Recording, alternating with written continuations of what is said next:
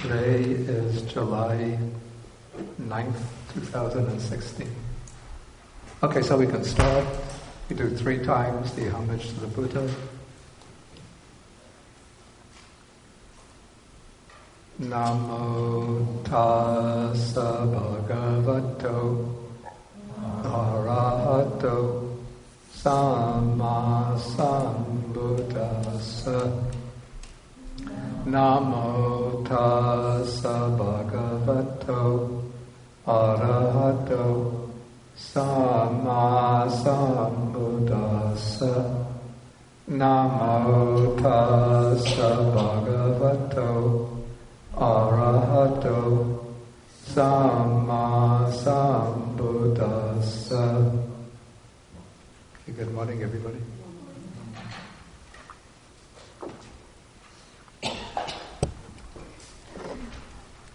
Okay, so we've been discussing Sutta number 43 in the Majjhima Nikaya. This is called the Mahāvedalla Sutta.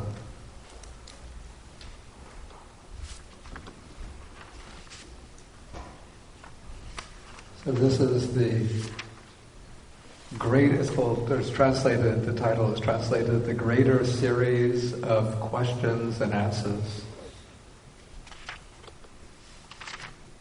And as I explained last time, the exact meaning of the word Vedalla, it's not really known with certainty.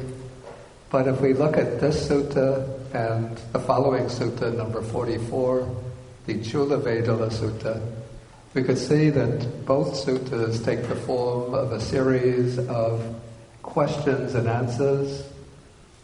And sometimes there are sudden shifts in the topic without any apparent connection between them. So it's almost like they are miscellaneous series of questions and answers. And also, as I said last time, it seems to me that these 2 suttas are part of or mark a kind of transition phase from the age of the Nikaya, of the old portions of the Nikayas, to the emergence of the Abhidharma. They have very much an Abhidharma-like flavor to them, going into kind of like detailed, rigorous analysis of doctrinal concepts. Okay, so the last time we did the first few sections of the Mahāvedalla Sutta, which are concerned with distinguishing wisdom, consciousness, feeling, and perception. So you could see that we have here an analysis of mental factors, which is one of the main undertakings in the Abhidharma. Okay, so now we're going to resume the sutta at section number 10.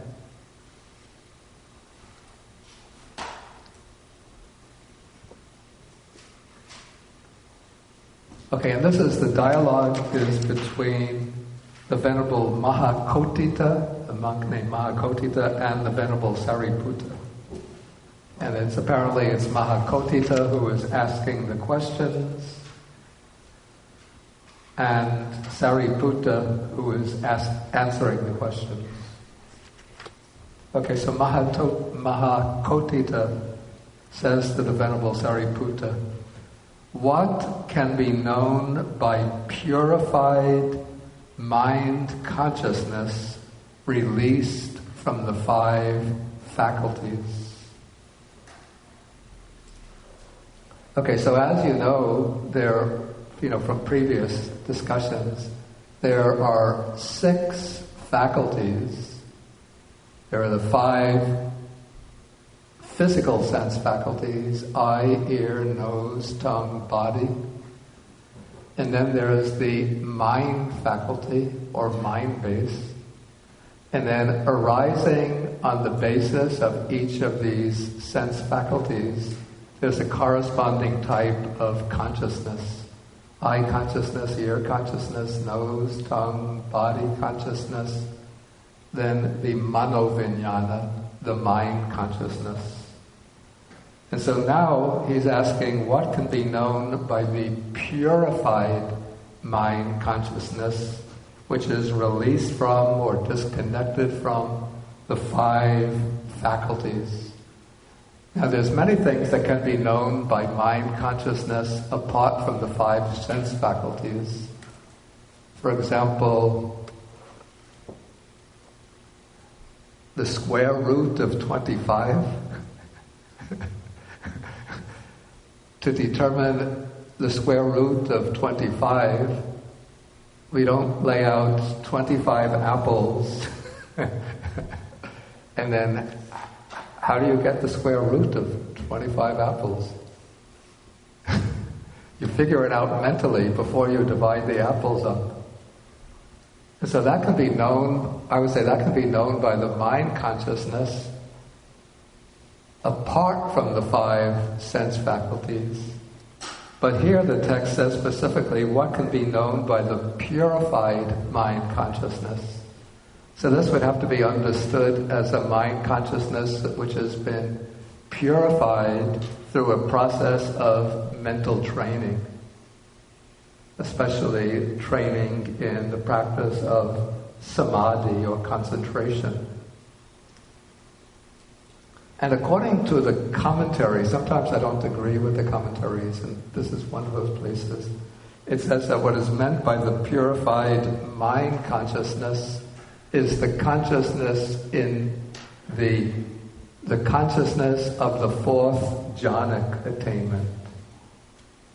And the reason, it says, is that the 4th jhānic consciousness can then go on to know the base of infinite space, the base of infinite consciousness, and so on. But it seems to me that the commentary is being too specific, too narrow and too specific.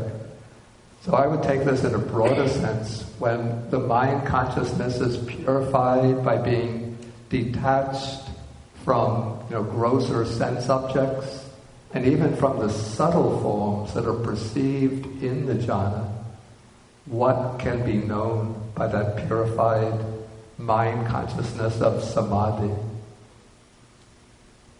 And even in the 4th jhana, though the mind is not functioning through the I consciousness, and it's not seeing, concrete, visible forms, but still it said that in the jhanic attainments, the mind takes as its object some kind of form.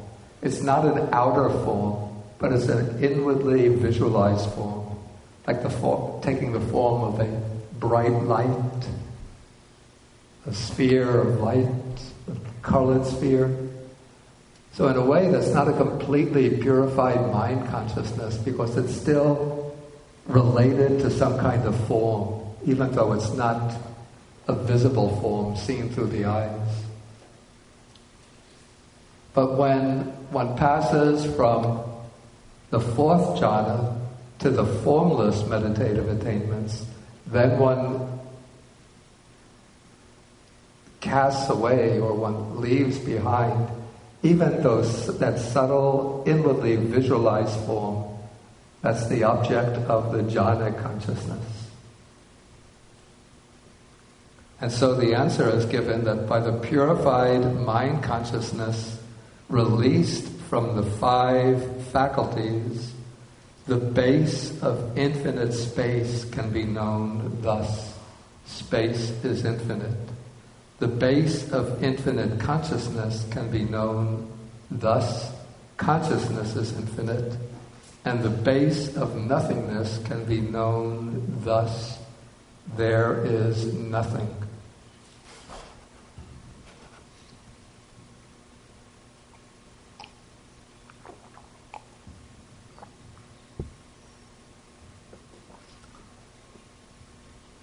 Okay, how does one pass from the 4th jhana to the base of infinite space, the consciousness of the base of infinite space?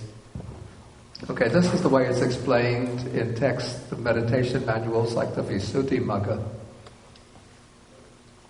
Okay, the jhanic attainments take as their object this very subtle inwardly visualized form that is called, the word used is the counterpart sign.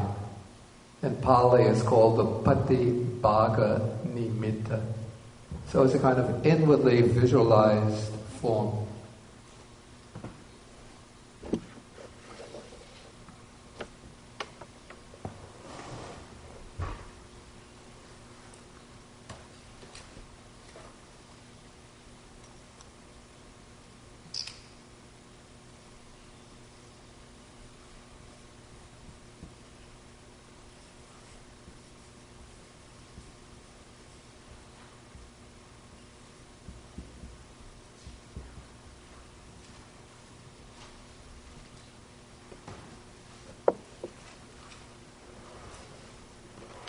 Okay, now after attaining each jhāna, each meditative absorption, the meditator has to acquire mastery over it. And one of the ways of acquiring mastery is to be able to take the Patibhaga Nimitta, this sign, this visualized object, and expand and contract its size, to extend it, contract it, extend it, contract it. Okay, so this is done for each of the jhanas. Now when the meditator reaches the fourth jhana and wishes to go beyond to the formless attainments, they take the object. Let's assume it's a blue colored disc. And one will extend that colored disc, keep on expanding it, until one can get the blue colored form to spread out as far as throughout the entire inwardly visualized, or the inward field of vision.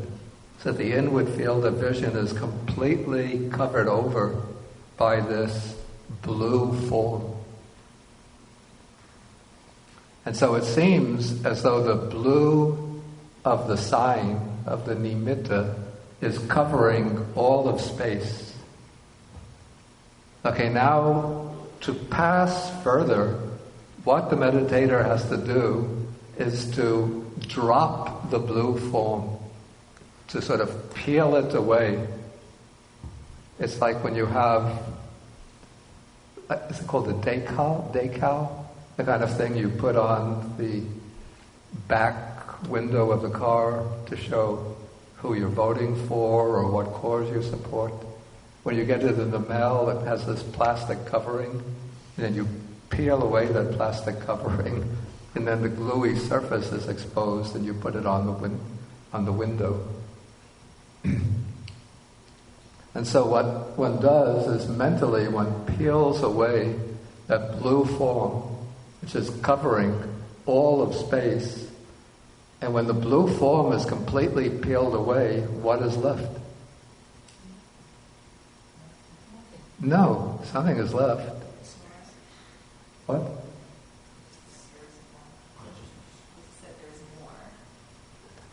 It's not that there's another it's not that there's another colored layer underneath that.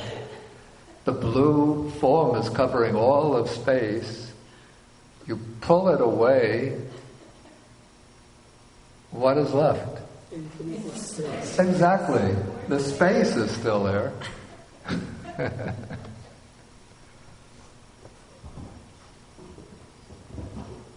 It's like when I drink all of the tea in this cup, I say, what is left in the cup? You can't say nothing is there. The space is still there.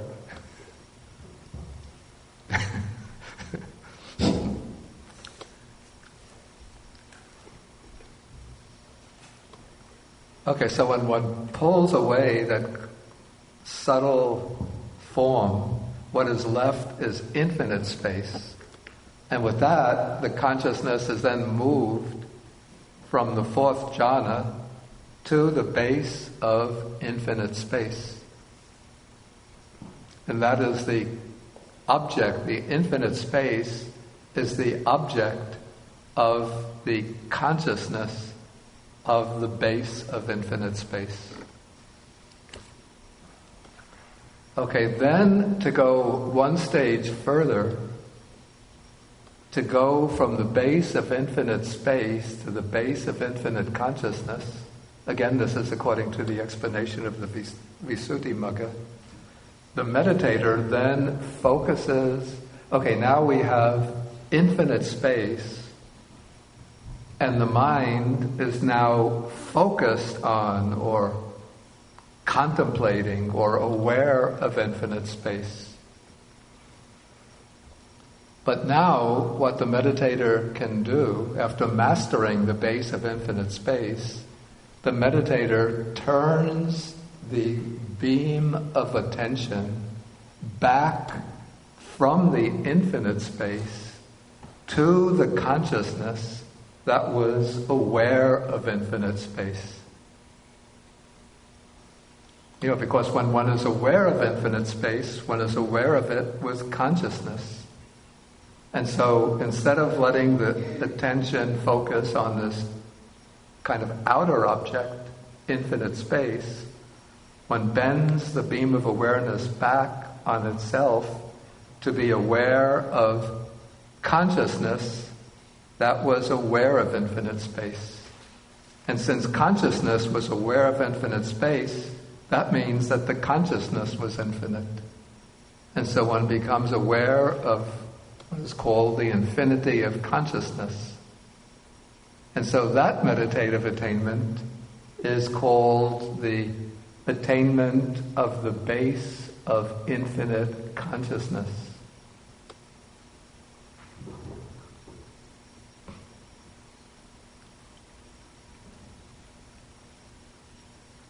Okay, then to go to the third level, or the third stage, the third attainment, the base of nothingness.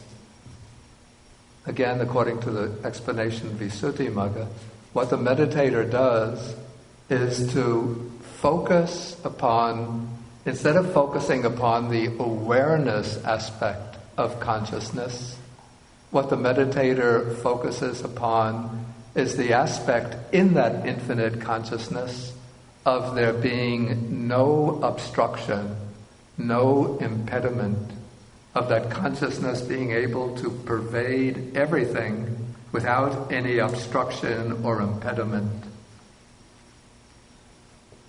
Or maybe we could say focusing upon the non-tangible aspect of that consciousness, or the non-concrete aspect of that consciousness.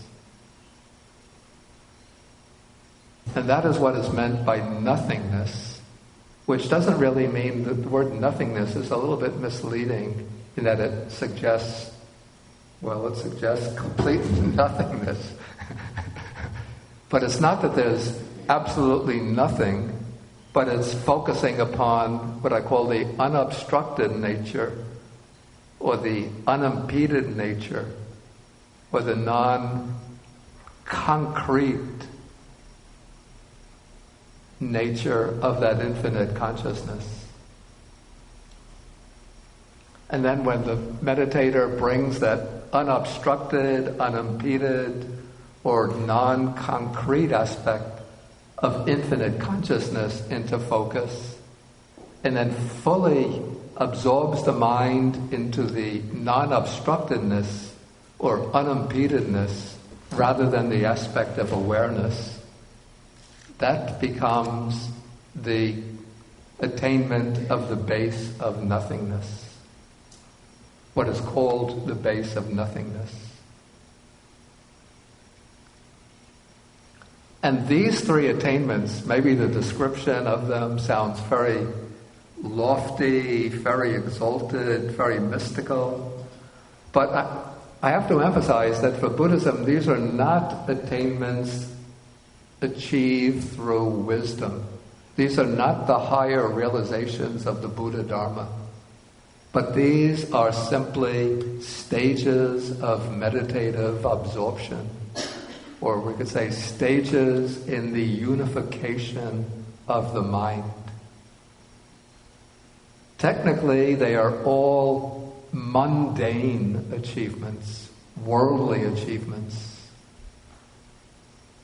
And they were not in any way the unique discovery of the Buddha. They are not unique to the Buddha's teaching. And before the Buddha attained his sambodhi, his enlightenment, when he was learning or studying under the two Indian meditation masters, under the first of the meditation masters, he learned the base of nothingness. And then he gave that up and left that teacher because he realized that on its own, this attainment doesn't lead to enlightenment. And then he went and studied under another meditation teacher who taught him the fourth formless or non-material meditation, the base of neither perception nor non-perception. And the Bodhisattva mastered that, and again he gave that up because he saw that that on its own it doesn't lead to liberation.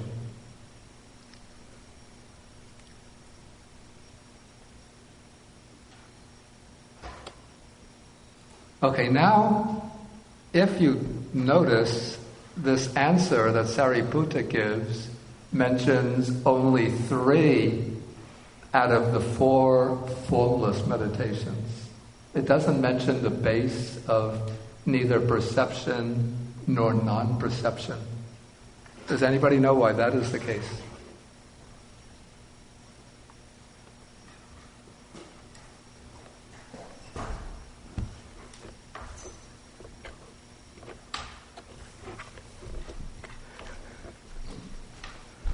Speaking about the base of infinite space, I can't create enough space to pour. Okay. I don't need infinite space, just enough to pour some of the tea. Okay. Okay, why isn't the 4th meditative attainment mentioned?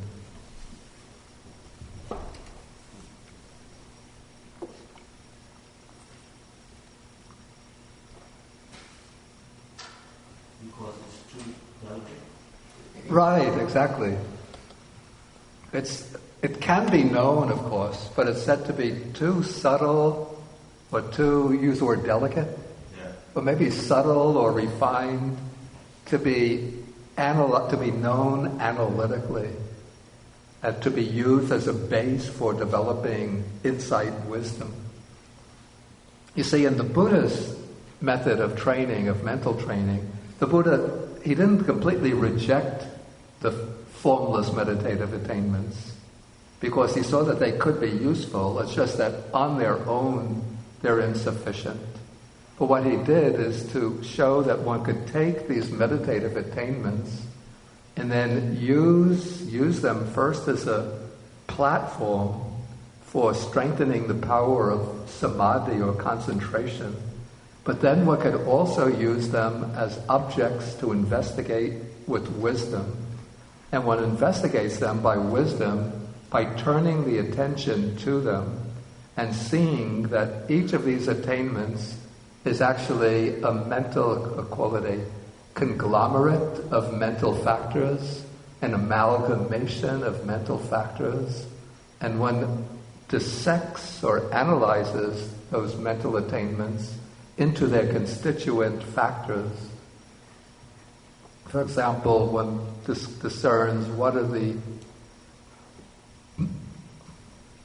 is the feeling there, the perception, the volition, the attention, the mindfulness, one-pointedness of mind, and all of the other mental factors that are present. And then one observes how each of those attainments, with all of their constituent factors, is subject to constant arising and passing away, arising and passing away. And so in this way, one gains insight based on those meditative attainments.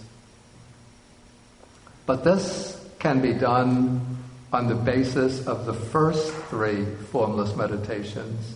But the 4th one, called the base of neither perception nor non-perception, is said to be so subtle, so refined, so delicate that the mind just can't penetrate it with wisdom, can't, dissect it into its constituent factors.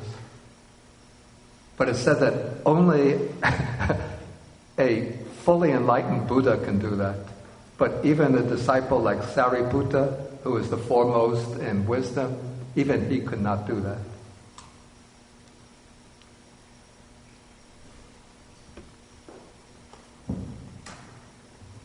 Okay, so, people like Sāriputta, they could attain the fourth formless meditation. But when they attain it, they emerge from it, and they can look back and they know that they were in that attainment, but they're not able to dissect it into its constituent factors.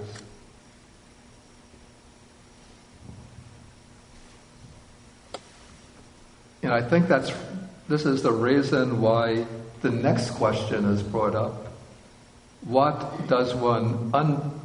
With what does one understand a state that can be known? Okay, one understands a state that can be known with the eye of wisdom. So the eye of wisdom, this is really just wisdom itself, which is spoken of metaphorically as an eye, because the eyes have the function of seeing, and wisdom metaphorically has the function of seeing, of understanding the real nature of things.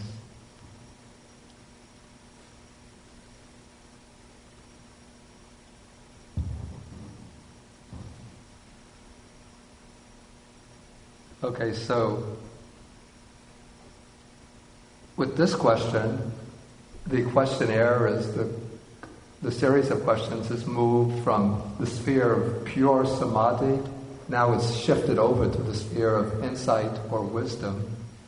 Okay, and now he asks, what is the purpose of wisdom?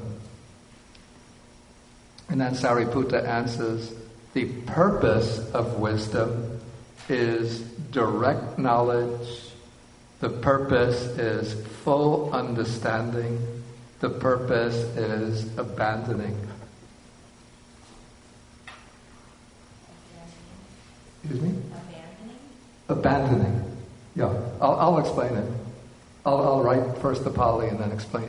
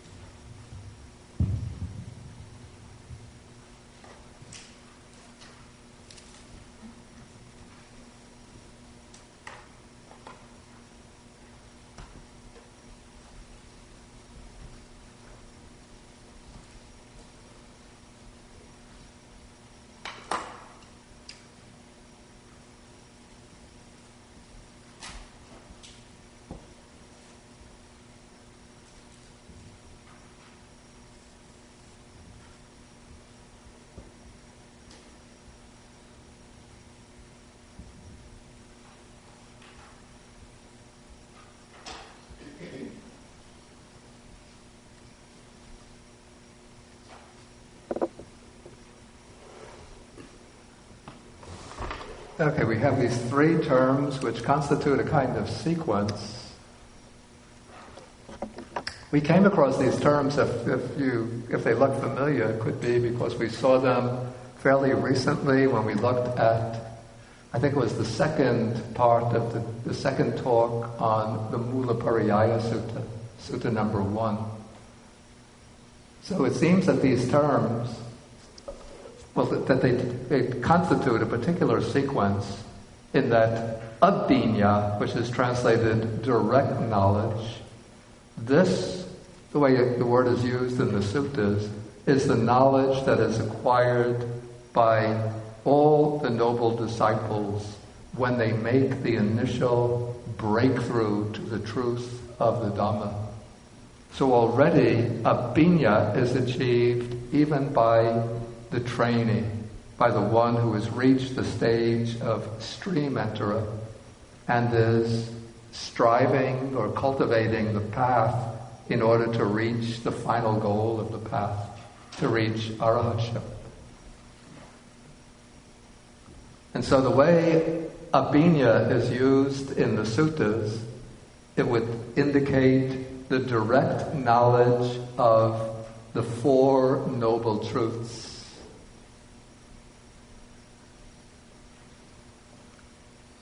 And then the knowledges, all of the knowledges that follow from the Four Noble Truths.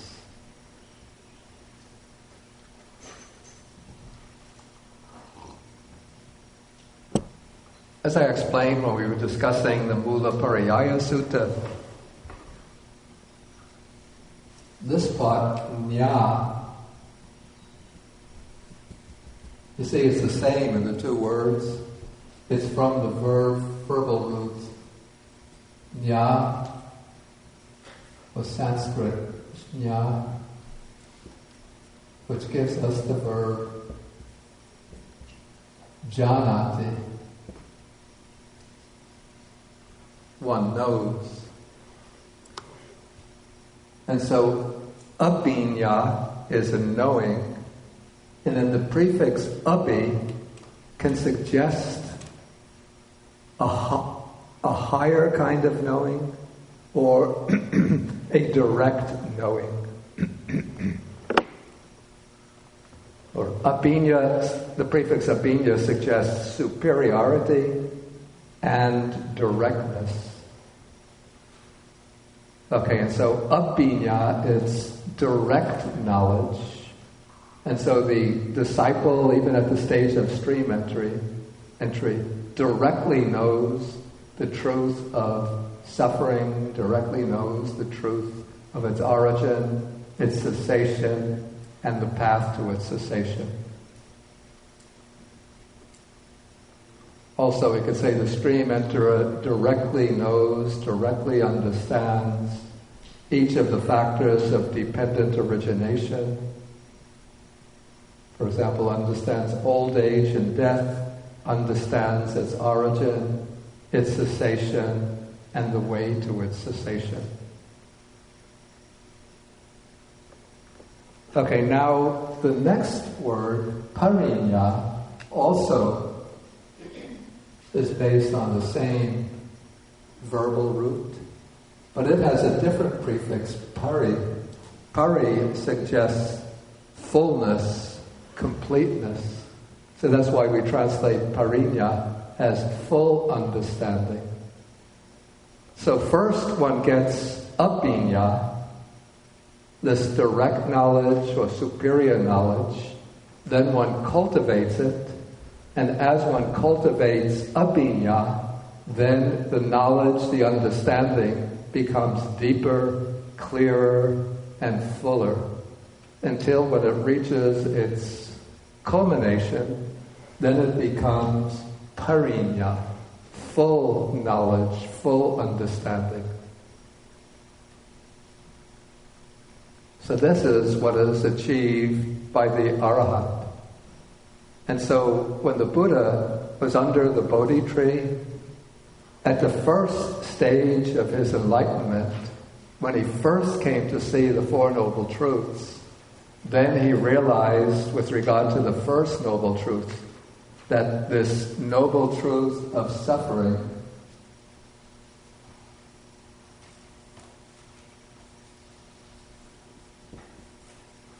he said, parinyaya.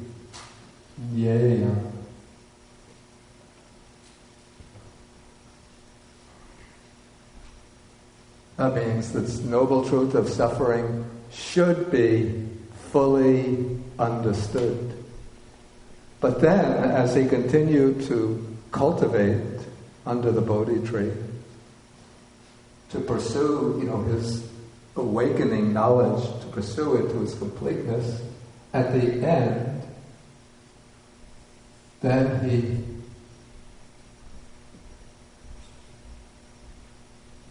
this is a little dangerous one.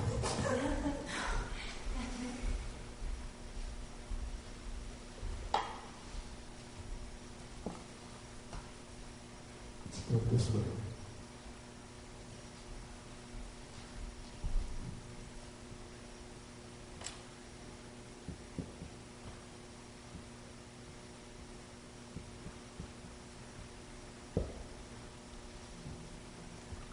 at the end, he said that this noble truth of suffering, pariññāta, that it has been fully understood. That means that by fulfilling the complete process of cultivating the Eightfold Path, now he has fully understood the nature of the five aggregates, the truth of dukkha, of suffering.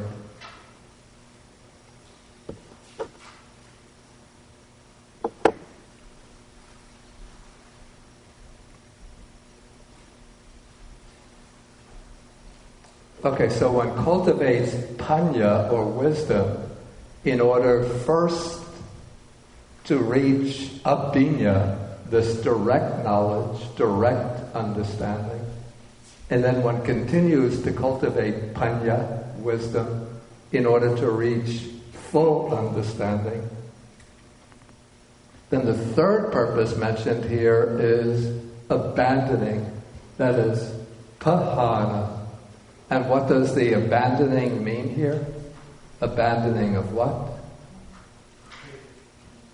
Craving. Not only, craving, but not only, broader term. The defilements. Yeah, exactly. To abandon the defilements, to abandon greed, hatred, delusion, to abandon the 10 fetters, the 7 latent tendencies, the 4 or the 3 asavas, or craving.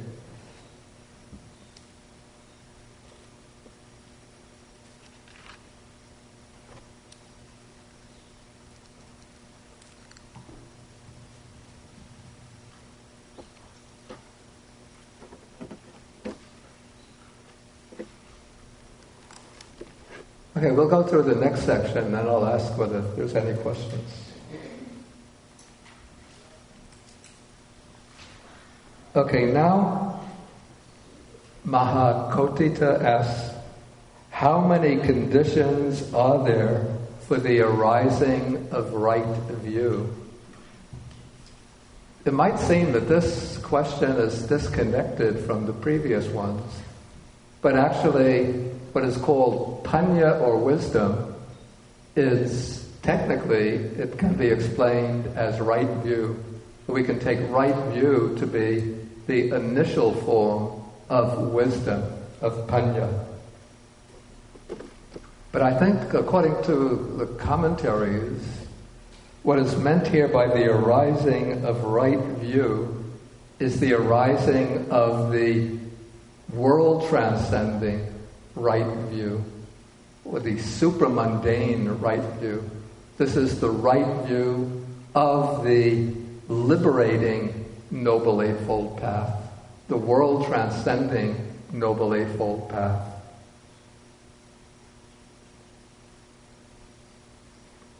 Not just the right view of, our conceptual understanding through studying the Dhamma, listening to discourses, though also I think it works for that as well. Okay, anyway, Sāriputta gives as the answer, he says, that there are 2 conditions for the arising of right view. One is called parato gosa, which means, it's translated, the voice of another. And the second condition is yoniso manasikara, which is wise attention.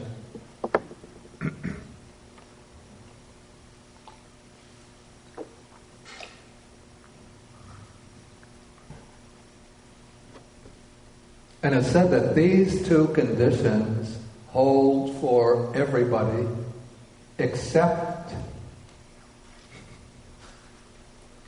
the Buddha, and not only the perfectly enlightened Buddha, but also what are called the Pacceka Buddhas. The Pacceka Buddhas, does anybody not know what a Pacceka Buddha is? You never heard the term? Yeah, Pacceka Buddha are those, it's said that during periods when the Buddha's teaching is not available, There are some people who go off on their own and lead very rigorous ascetic lives, and on their own, without any exposure to the Buddha's Dharma, they achieve enlightenment. So sometimes Pacceka Buddha is translated as individual enlightened one, solitary enlightened one. Those in the text are sometimes shown as living together in small communities. So it's not completely solitary. But they're able to achieve enlightenment without depending on the teaching of the Buddha. And then the classic example of the need to depend on the voice of another is the story of Sāriputta himself. Because Sāriputta was, we know that he became the Buddha's chief disciple in wisdom. So already as a youngster, he would have had very, very sharp, potential faculty of wisdom. And on his own, he had engaged in deep contemplation before meeting the Buddha's teaching, and traveled all over India, visiting different spiritual masters, learning their teachings, practicing their teachings. And he would have probably engaged in a lot of deep contemplation and reflection, but still couldn't achieve the breakthrough. But then, one day when he was in the vicinity of Rajagaha, then he saw one monk, disciple of the Buddha, one of the first disciples of the Buddha, walking on his arms round, very mindfully, very peacefully. And when he saw him, he was immediately impressed and thought, this monk must be one who knows. And so he waited till the monk completed his arms round. He followed the monk when he went for his meal. He got some water, served him with water, and waited patiently. And when the monk finished his meal, then he came up and said, I'm very impressed by you. I see you're very peaceful. You're doing everything very deliberately, mindfully, very calmly.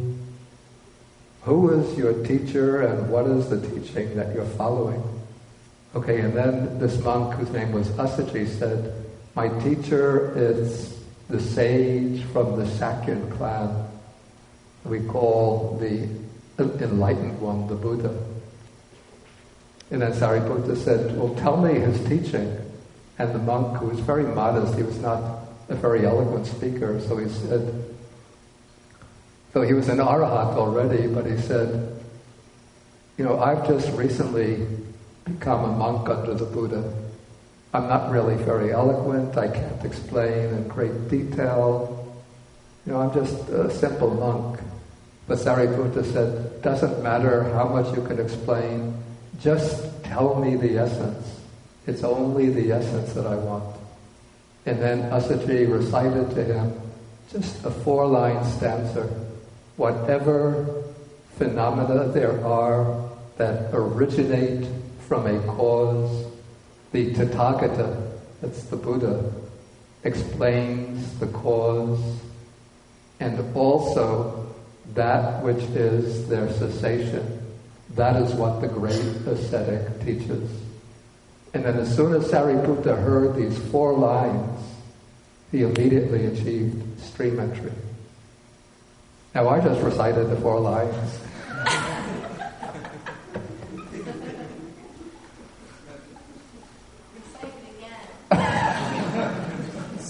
Okay, maybe it'll work the second time. But let's see if we have any sharp faculty students here. Did anybody get it on the first time? Whatever phenomena there are that originate from a cause, the Tathagata, the Buddha, explains the cause, and also that which is their cessation. That is what the great ascetic teaches. Third time? Okay, so anyway, so this shows that even Sāriputta depended upon the voice of another. And probably it was not just while he was listening, but his mind would have been working very quickly. And, because we all hear the same words. He heard it in probably the language of Magadhi. We hear it in English, but the meaning's the same. But he would have been, as soon as he heard the words, he would have used yoniso manasikara, reflected upon them quickly, but very, very clearly and extensively. And so right away there arose the path of stream entry.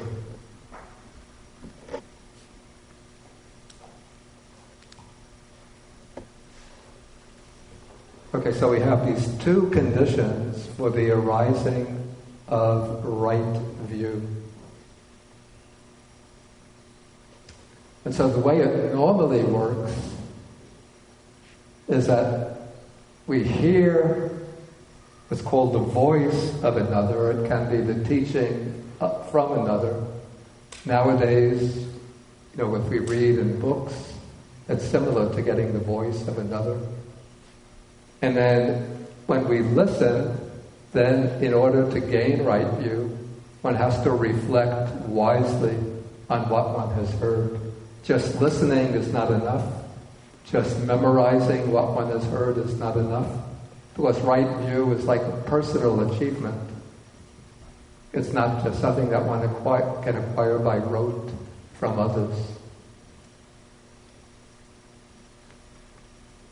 But unless one is a bodhisattva in his last existence, on the verge of Buddhahood, or somebody on the verge of becoming a Pacceka Buddha, as important as wise attention is in order to achieve right view, this is the special right view of the Buddha's teaching, one has to hear the teaching from another. That's why it's said to be extremely important that the Dhamma continues to be proclaimed down the ages, through the ages.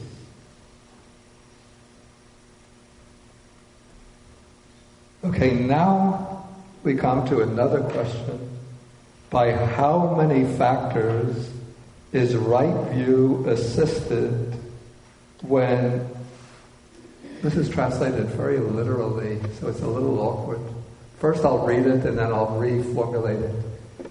Okay, by how many factors is right view assisted when it has deliverance of mind for its fruit, deliverance of mind for its fruit and benefit, when it has deliverance by wisdom for its fruit, deliverance by wisdom for its fruit and benefit? Okay, what is meant here, the translation uses deliverance. This was Venerable Nyanamoli's choice, but now I would much prefer liberation. So there's two aspects of arhatship, often mentioned together in the text.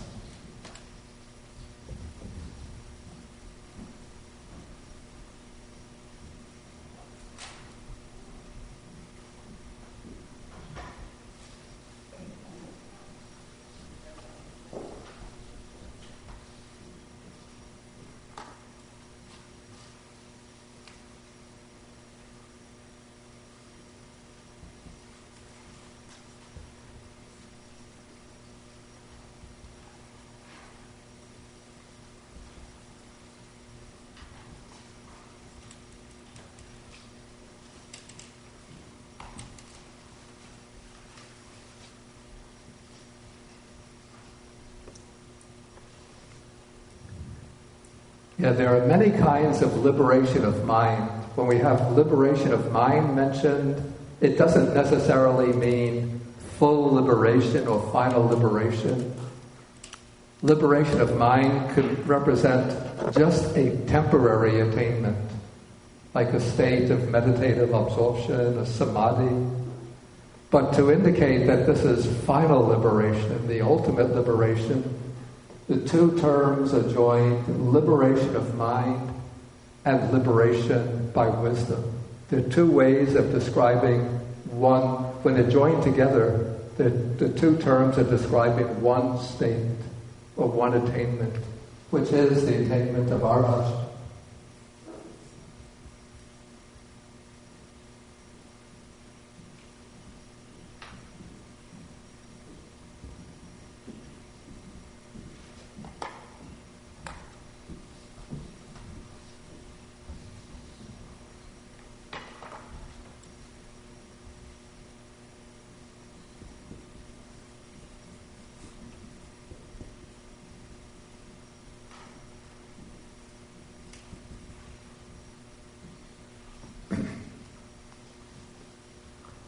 And the process of development begins with and is guided by the arising of right view. This is the right view of the stream enterer. This is the right view that comes at the beginning of the really noble or world-transcending Noble Eightfold Path. And so this is the right view that is really effectively equivalent to wisdom.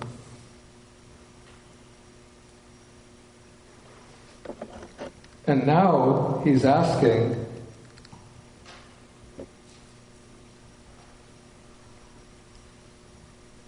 what are the factors, the other kinds of practices that are needed to assist right view, to help it grow and mature in order to culminate in the liberation of mind, liberation by wisdom?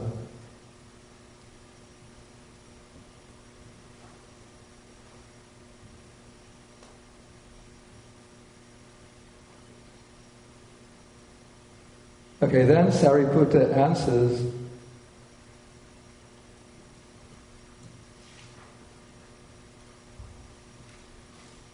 that right view is assisted by 5 factors. Let me rephrase this. In order for right view to culminate in liberation of mind, liberation by wisdom, it should be assisted by 5 factors, or there are 5 things that contribute to the maturation of right view. So the right view will blossom in this liberation of mind, liberation by wisdom. So what are these 5 factors?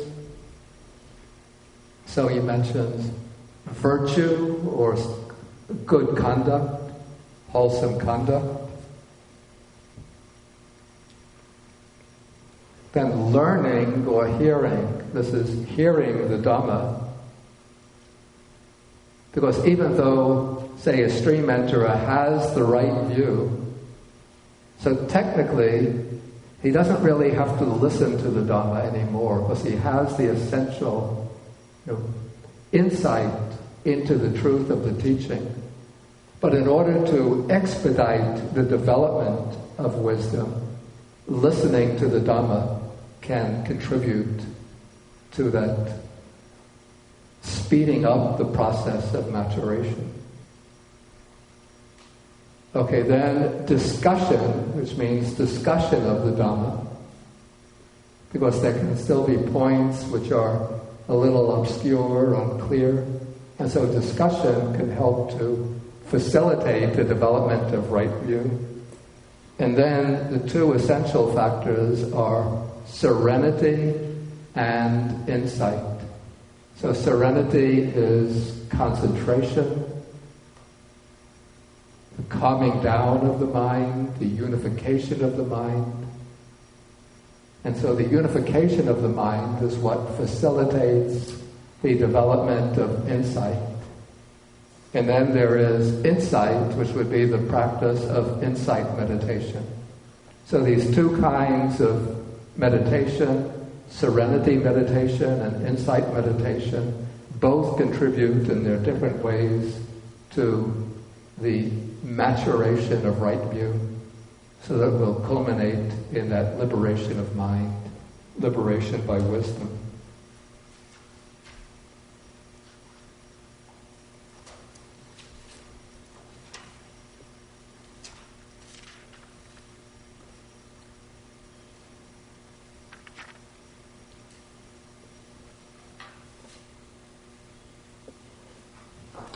Okay, maybe at this point I should ask whether there's any questions.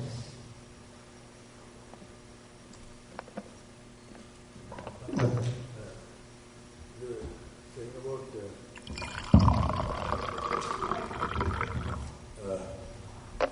the monk who, the Arahant who spoke to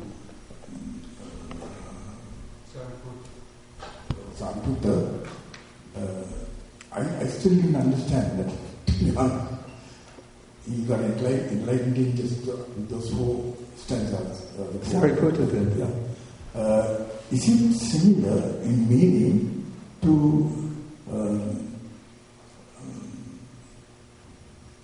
what is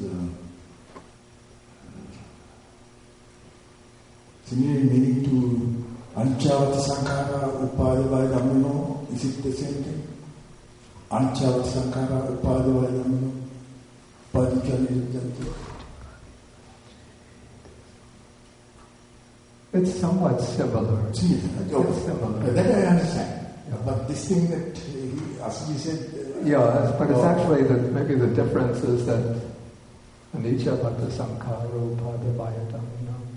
That verse pretty much just highlights impermanence, but it doesn't go into the aspect of causation, causality. Whereas the verse that Sāriputta heard from Assaji, it says, whatever things there are that originate from a cause, the Tathagata has explained the cause and also their cessation. So it's dealing with what is the cause for things to arise, what is the cause for things to cease. Yeah, so it seems to be pointing not simply to impermanence, but also to dependent origination. Thank you. Bhante, when they refer to the voice of another, is that specifically the voice of an arahant? Or it doesn't. The text itself doesn't specify any further. I would say probably it doesn't have to be that.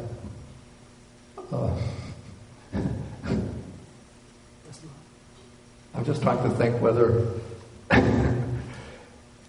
if there could be somebody who's been meditating a long time and then a parrot comes by who had heard a monk reciting the suttas, and the parrot goes, Sabbe Sankara Nicca, Sabbe Sankara Nicca. And a person, the ascetic who's been meditating, here's the parrot saying, everything is impermanent, everything's impermanent. And then he came to enlightenment. Possible, I don't know.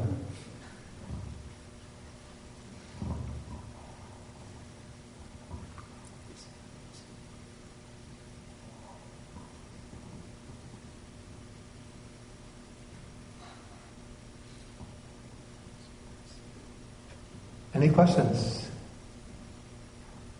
Then shall we go on?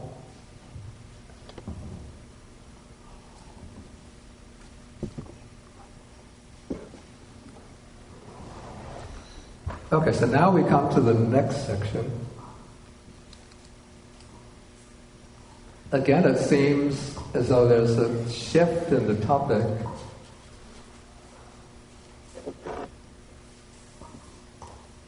So now Mahākotita asks, how many kinds of being are there?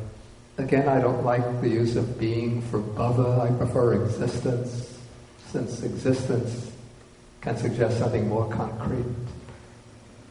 Okay, so that there are these three kinds of being, or three kinds of existence.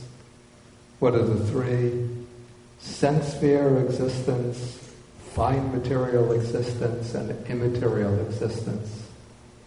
Other renderings that might be used would be desire realm existence, form realm existence, formless realm existence. They're both they're just two different translations of the same terms. Okay, so sense sphere existence, this is existence. We have the basic Buddhist cosmology of the three realms. So we have the sensuous realm, sensory realm, includes the human realm, and then the realms below the human realm, the hell realms, the animal realm, and the realm of the pretas, the afflicted spirits, sometimes called the hungry ghosts. And then above the human realm, we have, still within the sense sphere, we have the sixth desire realm or sense realm, heavens. So those are the heavens of sensual delight.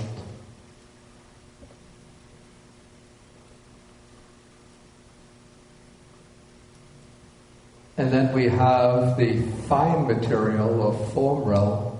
This is the realm of, let's say, it's a very refined realm of existence in which matter is still present, but only the subtle forms of matter remain there. The coarser kinds of matter have vanished. So these are the realms that are inhabited by the beings. They're called Brahmas, or we call them divine beings. And then above the form realm, or the fine material realm, is the formless realm, or immaterial realm. And this is a realm in which matter is completely absent, in which there's only the beings who exist there consist entirely or solely of mind, no physical bodies. And we have four basic levels within the formless realm. That is the sphere of infinite space, the sphere of infinite consciousness, the sphere of nothingness, the sphere of neither perception nor non-perception. And so if we wanted to visualize this,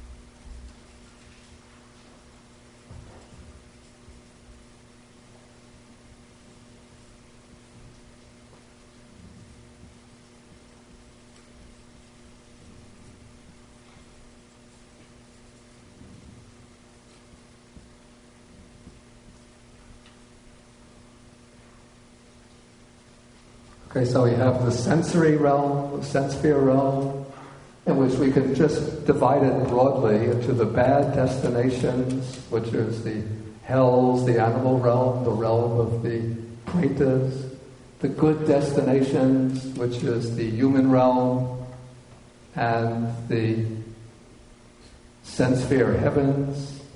Then the form realm, or fine material realm, consists of something like 16 levels of heavenly, we call heavenly worlds.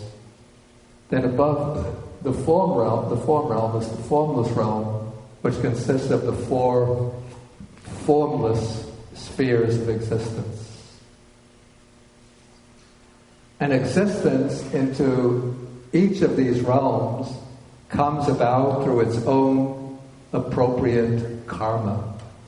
So the karma that leads to the bad destinations would be unwholesome karma.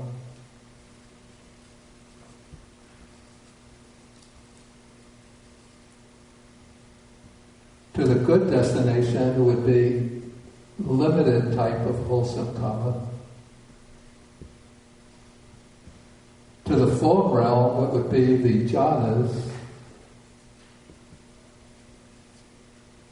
And to the formless realm, it would be the formless meditative attainments. So we could say that for Buddhism, all of the different realms of sentient existence are reflections or responses to the karma that living beings create. Repeat that? Okay, we can say for Buddhism, all of the different realms that sentient beings inhabit are reflections of the karma that they create, or they're sort of responses to the karma that they create. So the reason why we live in the human realm and perceive this world, the world as the human realm, is because we have created karma that has brought us into the human realm. And we share this realm with the animals, and the animals see the same thing that we do. Though, of course, they perceive it differently. Like if I don't have a cat, but if I had a cat and I left this book around, I wouldn't expect to see come home one day and to see the cat poring over the book. But rather, if it was a kitten, it would be tearing up the book, the scratching.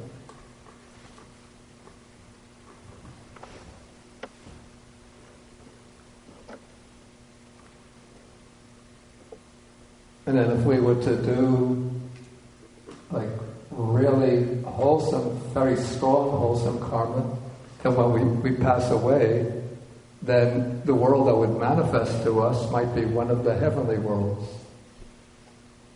And if we were to achieve and master one of the jhanas, then the world that will manifest will be one of these heavens from the form realm. So the realm manifests in response to the consciousness, the basic level of the consciousness.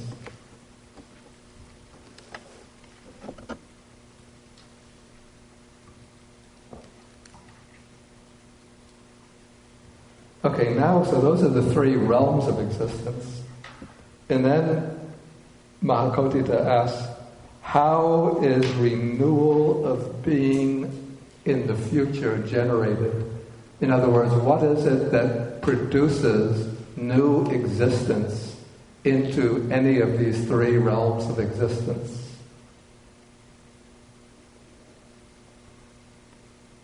Okay, and then Sāriputta answers, he says, renewal of being in the future, or future renewed existence, is produced through the delighting in this and that on the part of beings who are hindered by ignorance and fettered by craving.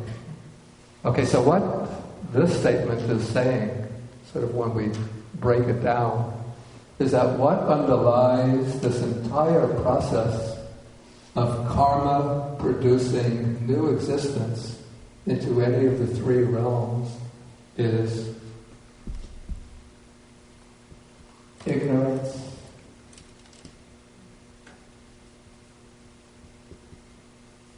and craving. So ignorance means not understanding things as they really are, not seeing the true nature of things. And when one doesn't see things as they truly are, then one gives rise to craving. Craving for enjoyment, craving for any of the objects of craving, whether sensual pleasures, power, privilege, fame.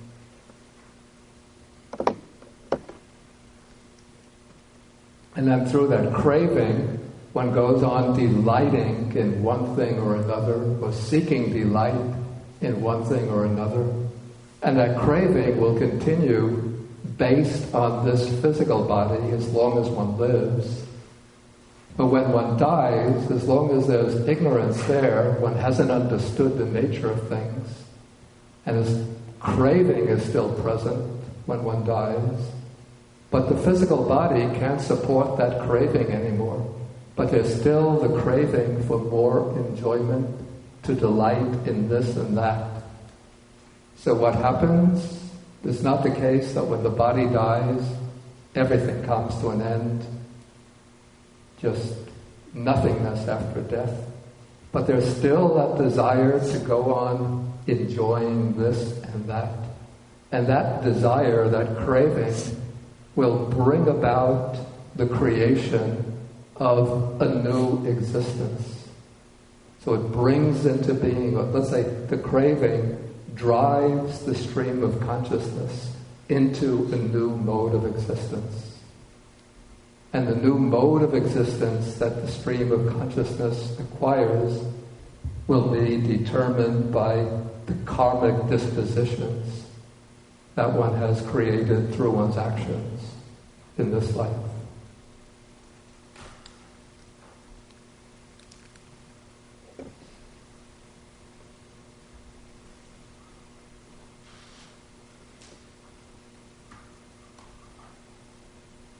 Okay, and so how does one gain liberation from this entire cycle of birth and death, this continuous, unbroken stream of becoming?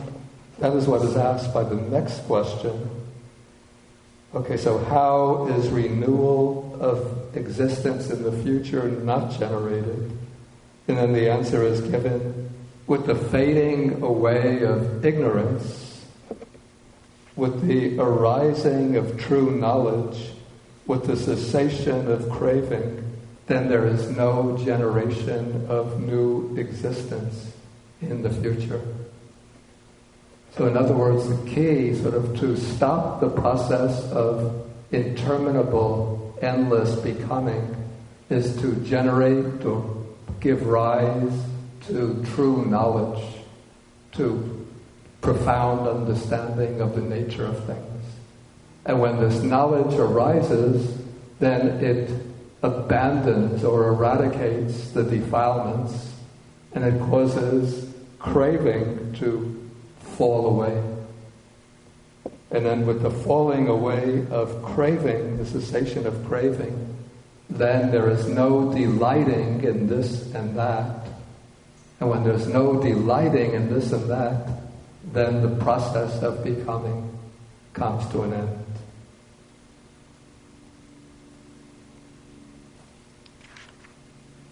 From those terms, you're talking about like delighting in ways that continues the craving. Yeah. I'm not saying that, all delight itself is to be rejected.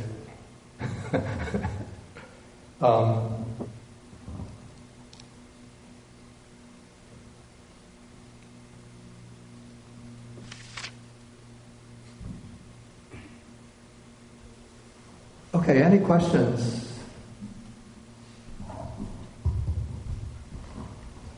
Somebody in the back is?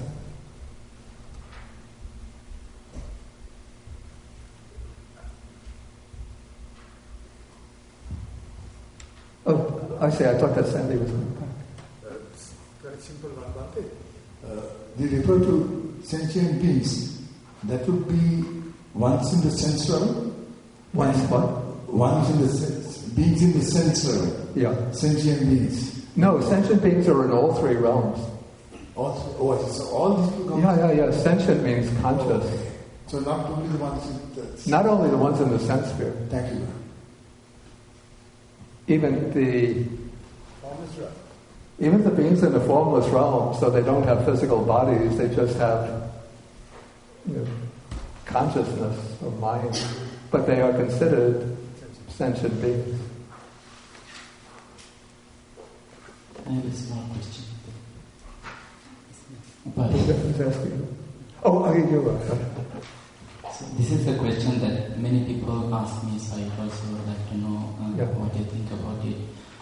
People ask me how significant or essential it is to believe in these realms of existence and rebirth in order to practice the path. In order to practice the path towards... To practice the path. Yeah. Is it something that we have to just believe or... Yeah, that's a good question. What I say is that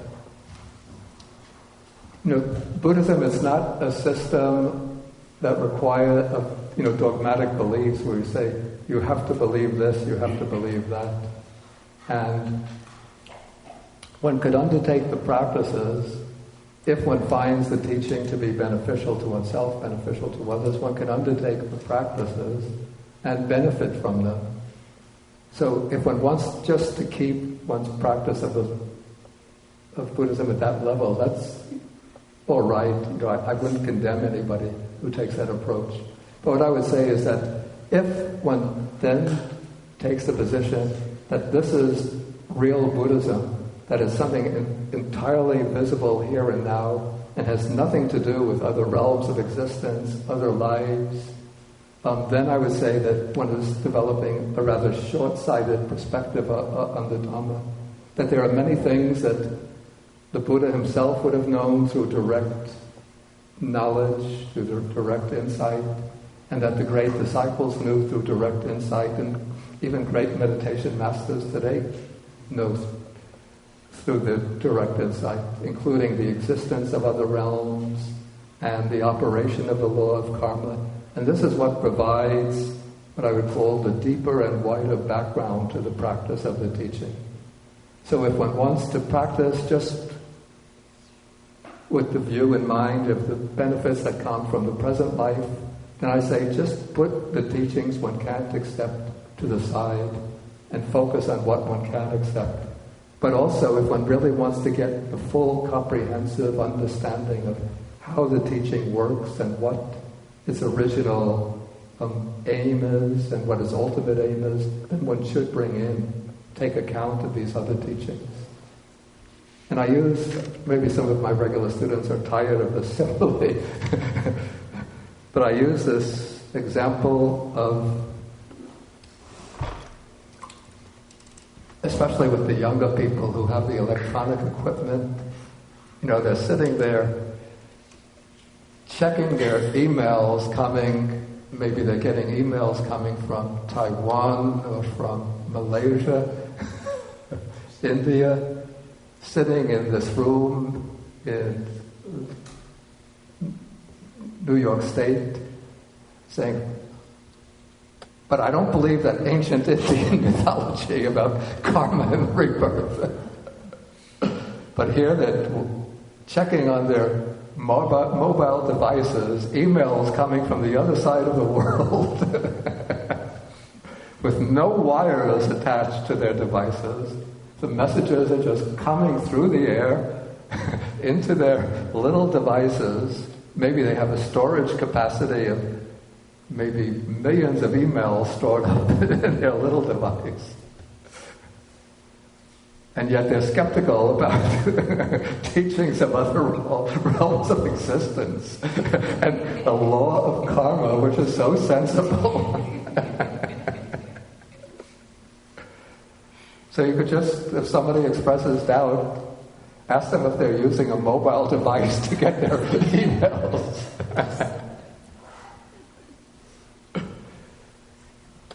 And if they say that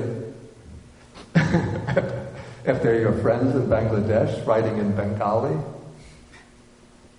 and you ask them where was their mobile device made, maybe China. How can a mobile device made in China understand emails written in Bengali?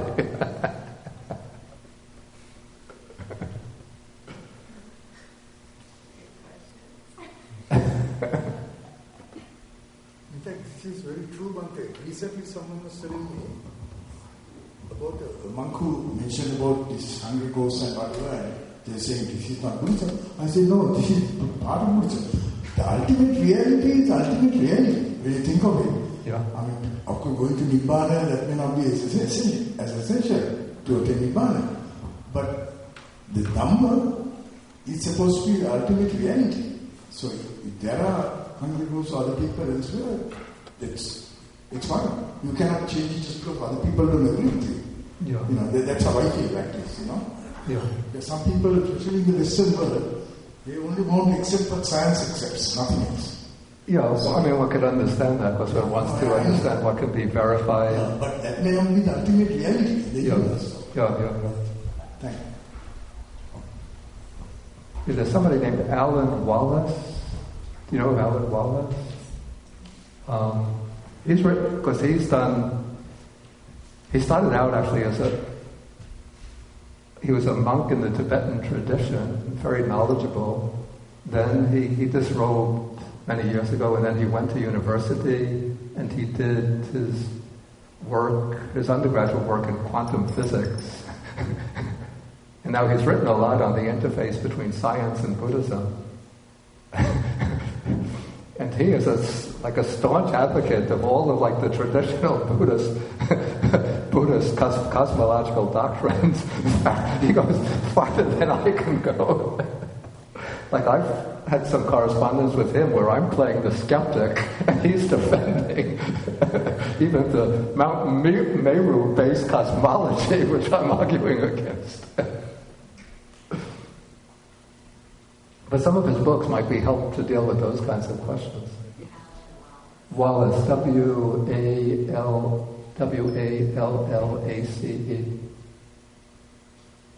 Okay, I think if there's no questions right now, then we'll break. We'll take the lunch break now and then come back, say 12:15, to take any further questions.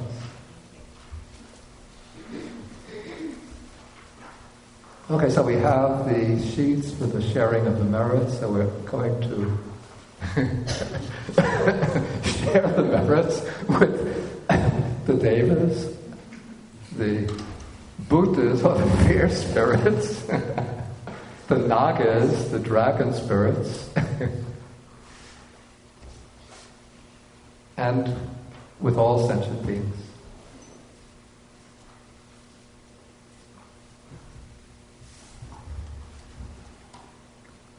Akasata chabumata deva naga mahidika punyanta nanumodipa chiram rakantu sasana.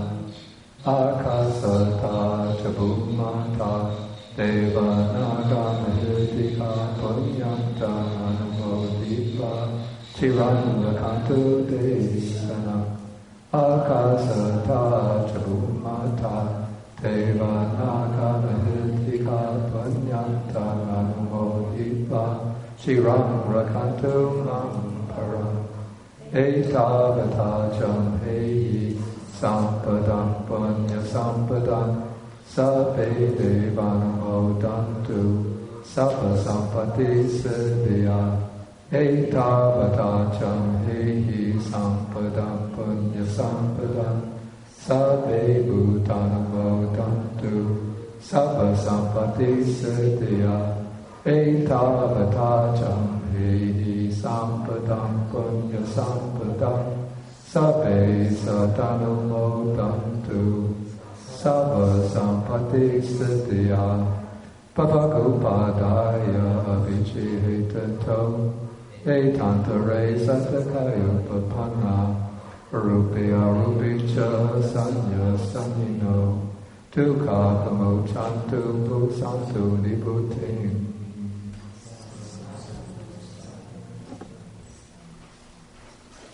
Okay, so we'll end with 3 half-bows.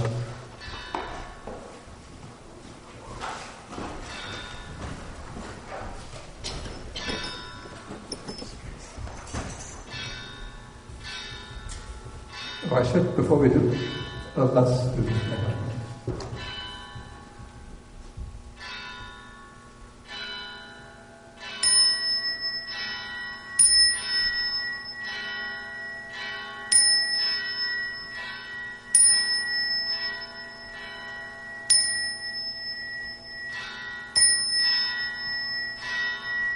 Pausa,